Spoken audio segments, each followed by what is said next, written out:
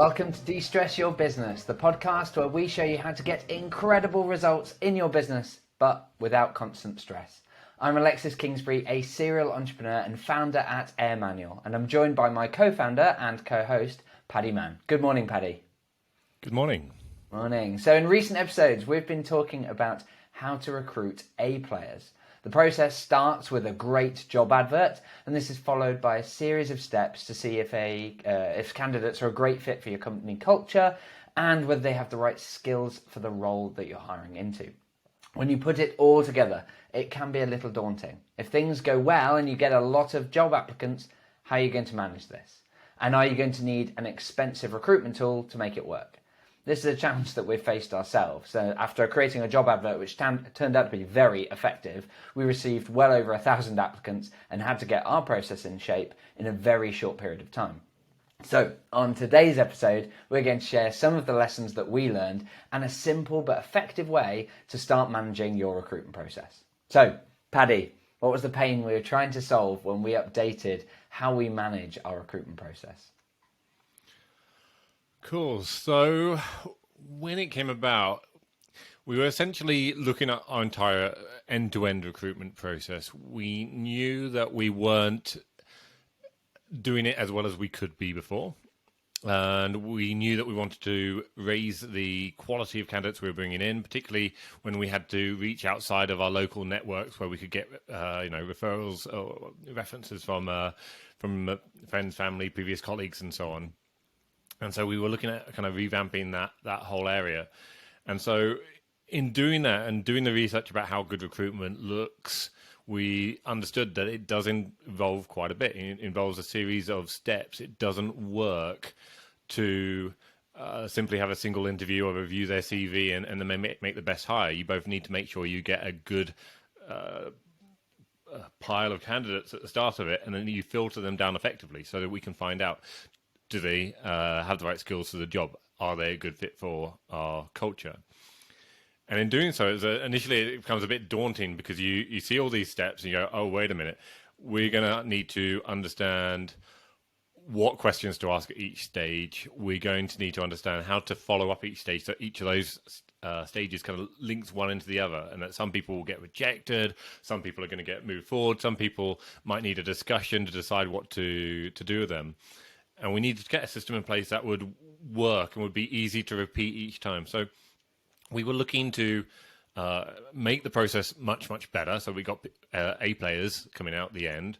We were looking to make it a process that we could do consistently so that it was easy for us to run and fair for the candidates that we were assessing. And this became incredibly important when suddenly we got 1,000 people in the door. We might be interviewing people weeks apart, having had 20 other discussions in the meantime, and we needed to be clear that the way that we were reviewing the 20th one and the first one was the same. But it doesn't really matter. Even if you do it on a small scale, it makes it so much easier and so much more confident for you if you know that that's what's happening. Mm-hmm. We knew that this could completely derail the team, so we had to make everything really time efficient, both for us and for others. And we needed to move quickly because why were we hiring? Because we are very busy, we are really strapped for time, and we needed additional resource. So completely derailing the team, either to set up the process or to manage the process, was something that we wanted to avoid as much as possible. Yeah, nice. And so when we were in that situation, there are loads of different options of what we could have done, including say like, oh, you know what, this is too much. Let's just try and outsource this whole thing to someone else or another company. But of course, then it's like you've still got to set the expectations of what you're looking for, and like that takes up a load of time. Plus, there's a lot of cost, and it doesn't. You might still have the same problem. So you don't want to outsource a problem. Like there's so many different ways we could have approached it. So at a very high level, take us through what did we do, and then we'll kind of go into more detail. But let's start with the high level of what was our approach?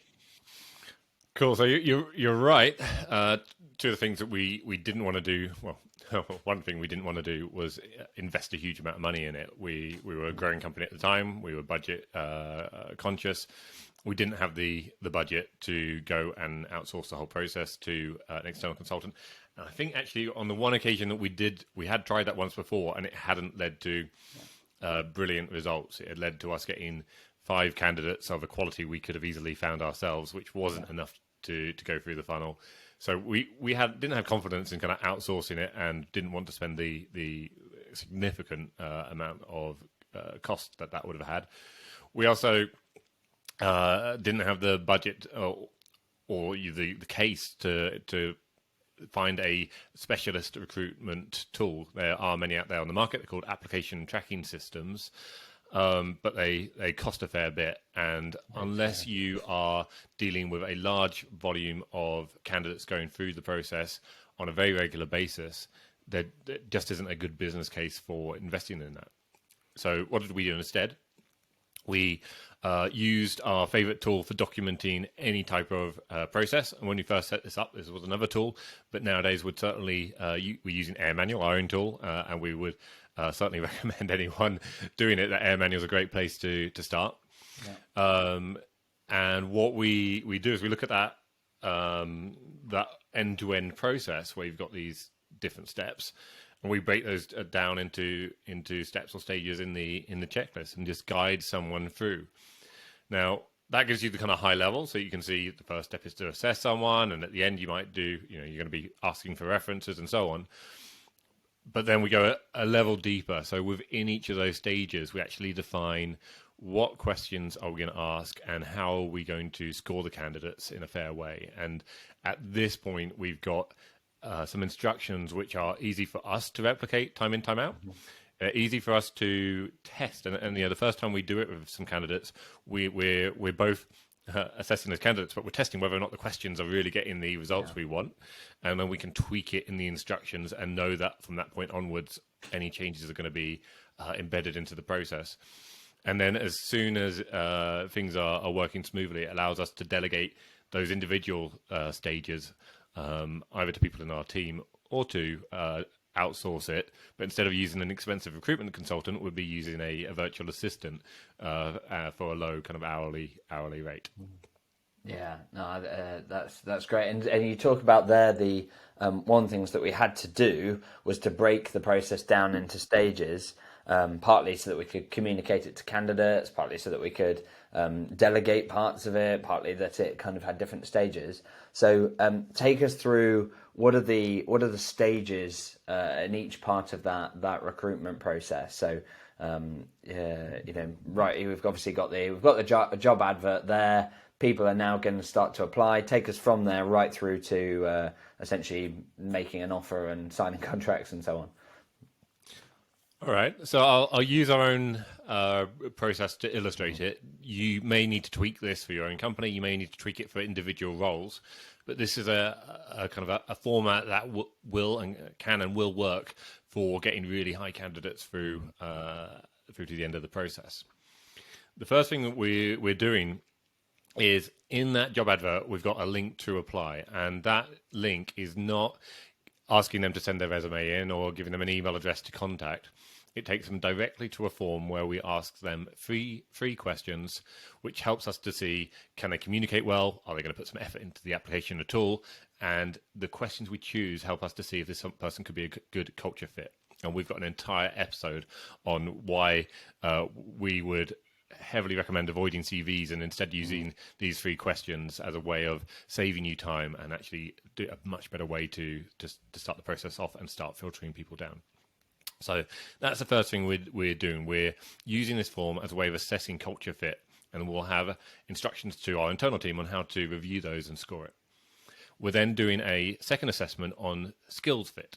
So it's another exercise they do before they have an interview with us, because interviews are quite time consuming for both us and them and therefore expensive.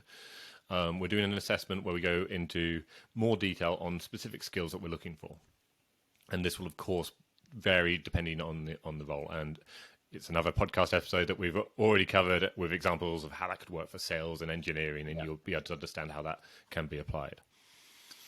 Then we'll run the first interview, which we'll be doing looking at culture fit. There will be a second interview where we look at role fit, and we split up those 2 interviews because it's more time efficient. We don't want to have a really long interview that requires a lot of time, but both for us, for them. It also means that we can assign the best people on the team to do it. It doesn't need a specialist to do the first interview. It can be anyone. So, and I guess particularly if you can filter someone out with part of it, like you don't want to have to do the whole lot. Instead, you've split it up into stages so that there's not that expectation, which is powerful. Nice. Okay.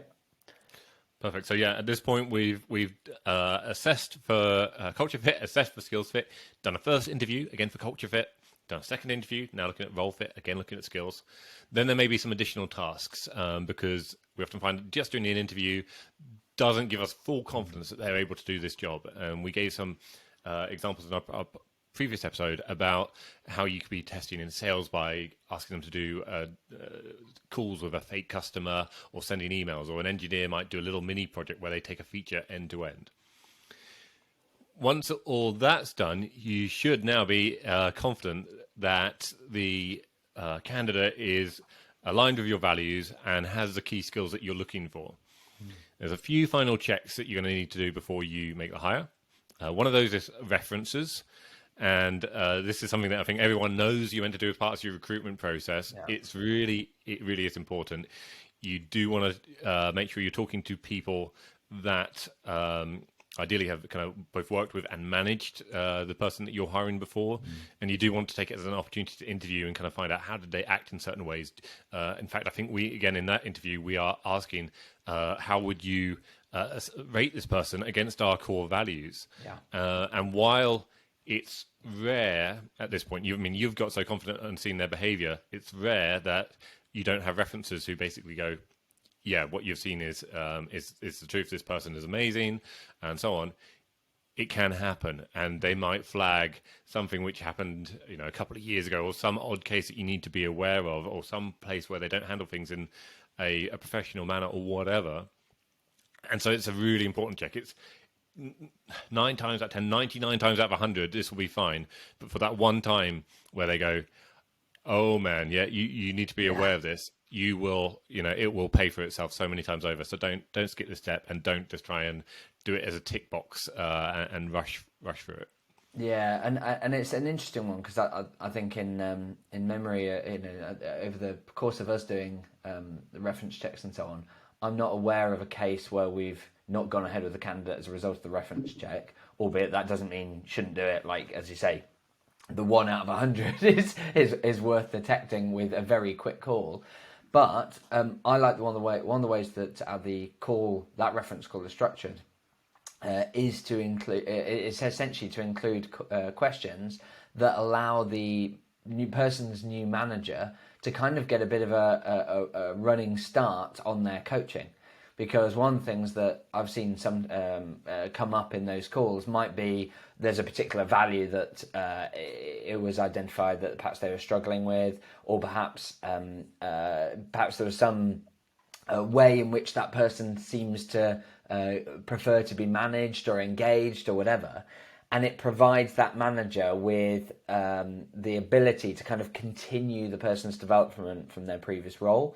And it's really interesting because I think I think without that, we've certainly had hires where without that tip-off, the risk is that we would have maybe assumed certain things about their preference, or we would have maybe not done certain things that had we not done, we wouldn't have been able to get them as engaged and performing as effectively. It even allows us to, when having a performance call, one-to-one, like kind of talk about that as a particular area, coming armed with some of the kind of background. So I found that reference call should really serve two purposes. One is the hygiene factor of, can we just make sure that we've not had the wool pulled over our eyes and we're making a decision here. But secondly, what are the areas of development that they've already been working on, that they need to be working on? What do I need to be aware of? How can I get the best out of them when I'm coaching them as a manager? And found that really, really useful. So okay, so we've run the background checks. We've spoken to references. I guess background checks would be next, because I guess it's a form of background check. But are there any other background checks other than references that you'd expect to be done? Yeah, so absolutely, the references are a type of background check. You are checking and getting confident by talking to people that have worked with them. But they're, depending on your organization, there'll be other background checks that are worth taking. There are some which are easy enough for you to do, so you can be looking on their social media profiles. And again, it's an easy one to skip or just to go check box, but why not spend 5 minutes just to make sure they haven't posted anything which is obscene or completely against your company values? Because if someone else in your team finds that post, or worse, a customer finds that post after you've hired them, then that's going to cause a hell of a lot more pain at every level than discovering it beforehand. So you can look for social media. The other things you can check for are essentially doing screening checks for whether they have a criminal history, or in fact, I know you're Alexis has teed up some of these before. So what are the other checks? 'Cause I know there's some that we do criminal history, but there are many other checks, and I think in the US they also want kind of evidence of where you live sometimes. Yeah, so indeed, and so it depends a lot on the location and the role that they're being hired into, and it's good practice for the company to have a policy around these sorts of things. So because it's not the case to say that you will never hire someone who perhaps has a criminal any form of criminal record.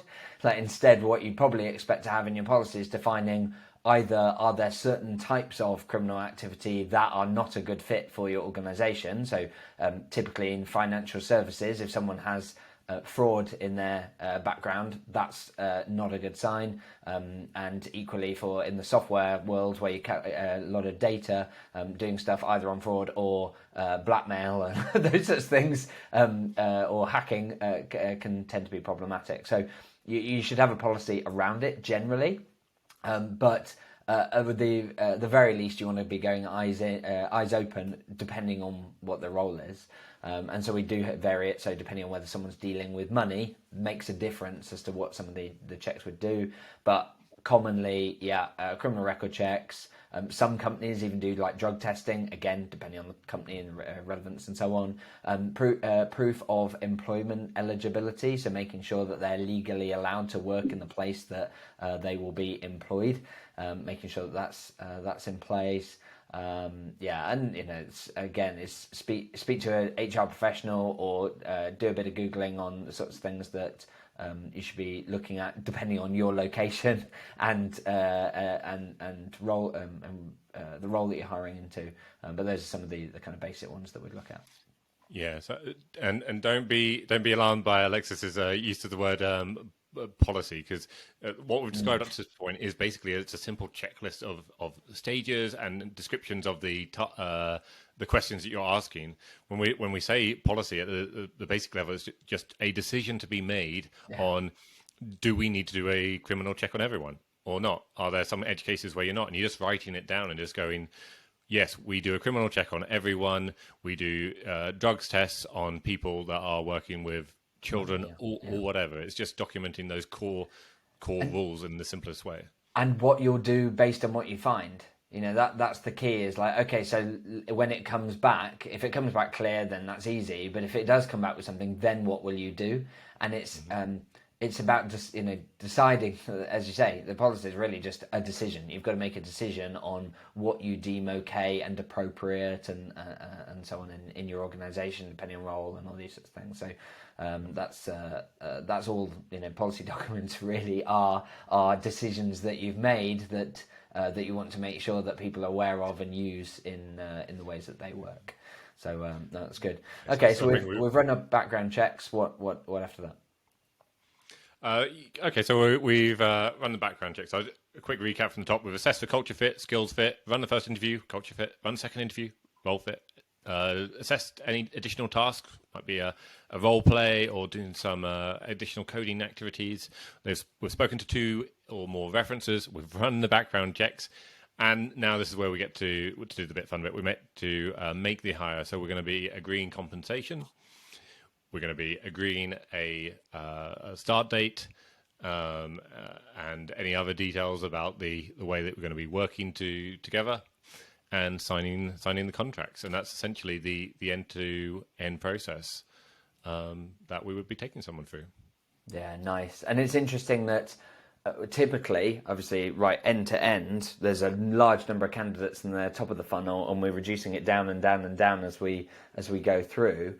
And typically, we aim to have 2, 3, 4 candidates coming through to those, those really late final stages, with the aim of, one, we end up hiring, and a couple are ones that we would hire if we had another role or when we next have a vacancy available, because it's good to have a backup, right? There are various reasons why your number one choice might end up not going with you, whether it's they've had a better offer elsewhere, their personal circumstances change, they join the organisation, but then it turns out it's not a good fit. Like, there are various reasons, and so having a couple of backup options in the wings is useful. But yeah, having that process really clear is helpful to, as you say, make sure that you've got that consistency and you can delegate it and so on. So we've talked about what are the stages and how people should go through that. Like, for some people, they might not have anything in place at all at the moment, or maybe they've got something, got some notes jotted down, or a loose process or whatever. Like, where should anyone listening to this start? What can they do to try and get some of this in place? Well, the easiest place to start, actually, we've created a couple of templates. One, which is to essentially the overall recruitment process. It's called Recruit a New Employee, and that will talk about how to set up the ad and then kick it off and run that through. And then there's a checklist for reviewing a job candidate, and you'd use this checklist for each individual candidate, and it would take you through all of these stages. And what you'd be able to do is copy the template, and you can of course copy it if you set up with a trial of AirManual. You can copy it into your own workspace. You can also just take the template, copy it into Word or whatever else if you're just trying to check it out and see how that works. Easier in AirManual. You can make updates directly, of course.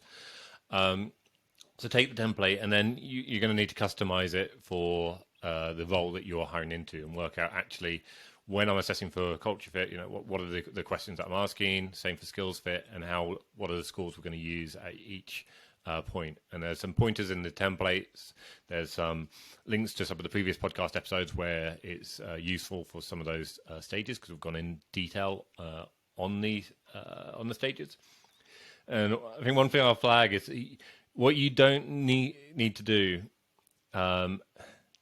If you are just looking to hire for one position now, and you're in potentially a small company and you're busy as anything, what you do not need to do is get everything documented to the granular level all the way through. You don't need to write that policy on how to do background checks today. You just need to know that there will be a stage where you do that, and before you get there, you will need to think about it. So the point is that you can actually start the recruitment process as soon as you've got two things. One is the high-level view of how you're going to take them through, and the second one is the detail about how that very first step works. And that first step is basically, I guess it's a combination of the job advert and the way that you are asking the questions in a form and then reviewing those scores. The rest of the process, every bit after it, you will need to do, but you can, and this is what we did as a small company, is you can basically be agile and just try to stay a few days ahead of where your candidates are getting to, which can be a great motivator and a catalyst to move really quickly to get these things in place, and then be able to test them quickly. It's really positive, actually, to have a small feedback loop between when you try to implement it and when you start seeing people going through it, so that you can then test it and iterate it, rather than doing it a few months ahead and then not really feeling like testing it, iterating it later because you've moved on to other things. Yeah, I love that. I'd forgotten how agile we were with it, actually. As you say, we'd got the high level, but then the detail we created as we were taking candidates through it. And I remember doing interviews and on the fly going, that the way that we had structured that question doesn't quite work. Like, it doesn't quite make sense, or it doesn't allow me to dig. And so, like, on the fly, making some of those changes to make it work on the first 2-3 interviews, and then of course able to get that consistency across the rest, which was was really powerful, like, because as we've talked about before, you don't want to batch so all of this important. up and get, and end up with some bad results and then try and improve it for the next hire. It's so important then that it's you, the leader who's hiring for this role, that is going through it and testing it the first time. That you don't document how to do the interview and delegate it to junior resource straight away, because as with frankly any process, this is really important. Any process that you're documenting, you need to test it and check it's getting the desired results. And as soon as you go, I've done it 4 times the same way and it's perfect, it's beautiful, it's a work of art, then delegate it and get the team in to support it and free up your time. Yeah, and of course you can delegate bits as you go along, right? It's not like you have to complete the entire recruitment process a load of times over and then start to delegate. You can get some of those earlier stages in the process delegated while you're still in the process of fixing the stuff later on. But yeah, I'd agree. I think the temptation is for a business leader to say, well, I'm essentially CEO. I shouldn't be doing HR tasks, or I shouldn't be doing, what is essentially a hiring manager task. But one of the key responsibilities you have as the business leader, as the business owner, as the CEO, is to set the culture and to shape that culture. And one of the most powerful ways to do that is being selective over who you hire and making sure that they fit your values. And so you need to be 100% confident that the values are being assessed correctly throughout the process. Particularly skills also, sure, but particularly for that leader, making sure that people are values fit and that you've got a repeatable process to make sure that happens is absolutely key. Even if you have another team member in on the sessions or doing it the same, with you or whatever, but you want some eyes on it for the first few goes through, right? So no, that's really, really good. Excellent. Well, we've talked about the pain that we had when we realised actually we need a better process for managing lots of candidates. We've talked about some of the reasons why we didn't go with an applicant tracking system or outsourcing it to some other company, and actually how relatively simply we were able to create a series of stages, a process that was broken down to the stages using our process documentation tool, AirManual, but including in there the clear questions to ask and scoring and so on, so that we could make sure that we really got A players at the end of the process. We've mentioned that there's a few resources that you can get. We'll make sure that they're in the show notes, that you can access our templates on how to recruit a new employee and also how to review a job and candidate. And of course, reach out if you've got any questions or there's anything that would help you. Just let us know. We'll happily share some of the processes that we use in our business, and we can create those as templates that you can immediately get started with. And as regular listeners will know, we also run a weekly webinar on how to free up 15 hours per week and remove the constant stress of running a business without slowing down growth. So perhaps if you're worried about getting time to sort out this whole recruitment stuff, we can show you how to free up the time and make all of that work. Typically, those sessions are every Wednesday at 1 p.m. UK time, but you can find out more and register at www.airmanual.co/webinar. And a final note for our podcast listeners: we are a new podcast. We need your help. If you found the content today valuable, please just take a minute to leave an honest review. This will help the podcast get more visibility. It'll help more people. And if you're on social media, please do post, subscribe, etc. It makes a huge difference to us, and we really, really value it. Otherwise, until next time, have fun.